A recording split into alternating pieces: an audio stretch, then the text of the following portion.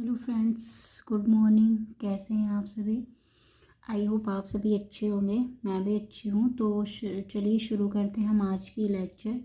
जैसा कि हम पीछे के लेक्चर में जीन पियाजे के बारे में पढ़ रहे थे और अभी भी उन्हीं के बारे में पढ़ेंगे।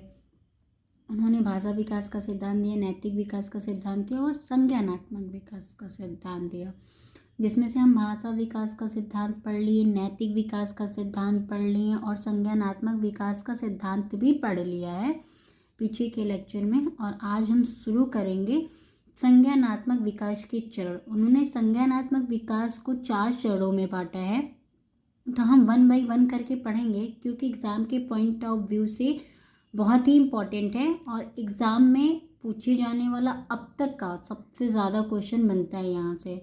तो इस पर फोकस करिएगा और आप एग्ज़ाम के पेपर उठा के देख लेंगे तो सबसे ज़्यादा क्वेश्चन मिलेगा और मैं भी क्वेश्चन लेके आऊँगी आपको और दिखाऊँगी। पहले हम टॉपिक वाइज पढ़ लेते हैं, उसके बाद हम प्रैक्टिस भी करवाएंगे। तो चलिए शुरू करते हैं संज्ञानात्मक विकास के चरण। पहला चरण क्या है? इसका नाम संवेदीय पेशी है या इसी का नाम इंद्रिय गामक या इसी को इंद्रिय जनित भी कहते हैं। इसमें बच्चे की एज क्या होती है? तो ये 0 से 2 वर्ष के बच्चों में होती है। कौन कौन सी अवस्था है, मतलब चरण है? संवेदी पेशी है, इंद्रिय गामक है, इंद्रिय जनित। कभी कभी एग्जाम में पूछता है कि इस मतलब कितने साल तक के बच्चों का होता है, तो 0 to 2 वर्ष होता है। ठीक है, इसमें क्या होता है? संवेदी पेशी, इंद्रिय गामक और इंद्रिय जनित। इसमें क्या होता है? इसमें 1 2 3 4 है। ठीक है, इसमें वस्तु स्थायित्व होता है, अनुकरण की भावना होती है, मूल प्रवृत्त्यात्मक व्यवहार होता है और परावर्तित क्रिया होती है। ठीक है, इसके इतने भाग हैं। वस्तु स्थायित्व तो आप समझ ही रहे हैं। वस्तु स्थायित्व ये होता है कि जैसे कि बच्चा देखता है कि माँ नहीं है उसके पास, उठ के कहीं गई हैं और वो आसपास ही होंगी, इसलिए वो ज़ोर ज़ोर से चिल्लाता है। वो जानता है कि मैं चिल्लाऊंगा तो माँ आ जाएंगे, इसलिए वो ज़ोर ज़ोर से चिल्लाता है। अनुकरण, आप जो करेंगे बच्चा उसी को अनुकरण करेगा।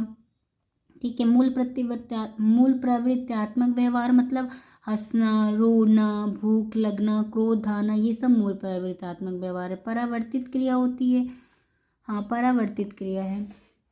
तो ये इतना जो ये सब जो है ये सब हमारे 0 से 2 वर्ष में होते हैं। क्या? वस्तु स्थायित्व, अनुकरण, मूल प्रवृत्त्यात्मक व्यवहार और परावर्तित क्रिया।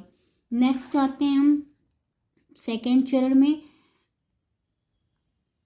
ये जो प्राक या इसको पूर्व संक्रियात्मक अवस्था कहते हैं, इसकी एज क्या होती है? 2 से 7 वर्ष होती है। ये जो चरण है प्राक या पूर्व संक्रियात्मक अवस्था, ये सिद्धांत जो है ये जीन पियाजे की जो पुस्तक है the psychology of a child से लिया गया है। इनकी पुस्तक थी ना the psychology of a child, तो वहाँ से ये लिया गया। ये जो सिद्धांत है ये प्राक या इसी को पूर्व संक्रियात्मक अवस्था कहते हैं। इसमें क्या होता है कि इसमें भी 4 चरण हैं। जैसे ये जीववाद, बच्चा निर्जीव वस्तु को भी जीवित समझता है। अविलोम्यता बताया है पीछे। संरक्षण का अभाव, गिनती गिनती को माला क्रम की शुरुआत। ठीक है, गिनती को माला क्रम की शुरुआत। तो ये सब जो अवस्था होती है ये हमारे 2 से 7 वर्ष में होती है। 2 to 7 ईयर्स। ठीक है, थर्ड जो हमारा है वो है, इसको हम ठोस या मूर्त संक्रियात्मक अवस्था कहते हैं। इसकी एज क्या होती है? 7 to 11 ईयर होती है। ठीक है, जो आंखों के सामने होता है, जैसे कि विलोम्यता, संरक्षण, क्रम, गणितीय संक्रिया, श्रृंखला, वर्गीकरण, सादृश्यता का अंतर। तो ये सब हमारे 7 to 11 वर्ष में होते हैं। इसका नाम जो है ठोस या मूर्त संक्रियात्मक अवस्था है। तो हमने अभी 3 पढ़ा और नेक्स्ट हमारा आता है 4th। संज्ञानात्मक विकास का चौथा चरण क्या है? अमूर्त या औपचारिक संक्रियात्मक अवस्था। इसमें क्या होता है? ये 11 से 15 वर्ष में होता है। 15 वर्ष के बच्चों में अमूर्त चिंतन, तार्किक चिंतन, अपसारी चिंतन। ठीक है, तो अमूर्त चिंतन मतलब कि अमूर्त चिंतन करते हैं। फिर तार्किक चिंतन, किसी चीज़ में तर्क वितर्क करते हैं। अपसारी चिंतन मतलब किसी चीज़ के बारे में बहुत ज़्यादा डीपली जानना, खोज करना, ये सब चीज़ें आती हैं अब सारी चिंतन में। ठीक है, तो हमने संज्ञानात्मक विकास के 4 चरण पढ़े हैं। पहला है हमारा संवेदीय पेशी या इंद्रिय गामक या इंद्रिय जनित अवस्था। सेकंड हमारा प्राक या पूर्व संक्रियात्मक अवस्था है 2 to 7 वर्ष। थर्ड हमारा ठोस मूर्त संक्रियात्मक अवस्था है जो 7 to 11 वर्ष है।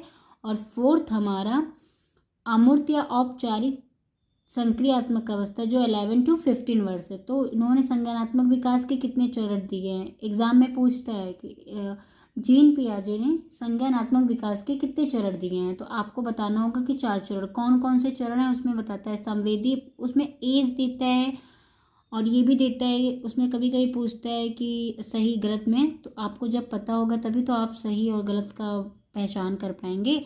तो संवेदी पेशी इंद्रिय गामक या इंद्रिय जनित अवस्था की जो एज होती है वो 0 to 2 वर्ष होती है। और प्राक या पूर्व संक्रियात्मक अवस्था 2 से 7 वर्ष होती है। थर्ड ठोस मूर्त संक्रियात्मक अवस्था 7 to 11 वर्ष होता है। अमूर्त या औपचारिक संक्रियात्मक अवस्था 11 to 15 वर्ष में होता है। जैसे क्या होता है अमूर्त में कि बच्चा सोचता है, मूर्त में क्या होता है जो सामने होता है उसके बारे में वो चिंतन करता है। अमूर्त के बारे में कुछ अपने मतलब जो चीज़ें नहीं दिखती हैं उसके बारे में भी चिंतन करता है, उसके बारे में भी जानने की कोशिश करती है, उसके अंदर इतनी ज़्यादा क्षमता आ जाती है। यही है हमारा अमूर्त चिंतन।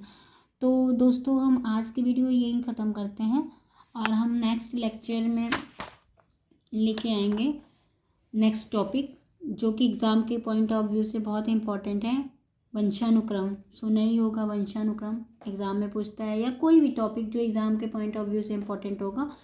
और कोशिश करेंगे कि हम आपको इस पर मल्टीपल चॉइस क्वेश्चन दे दें। ठीक है, तो कल देखते हैं। Thanks for watching.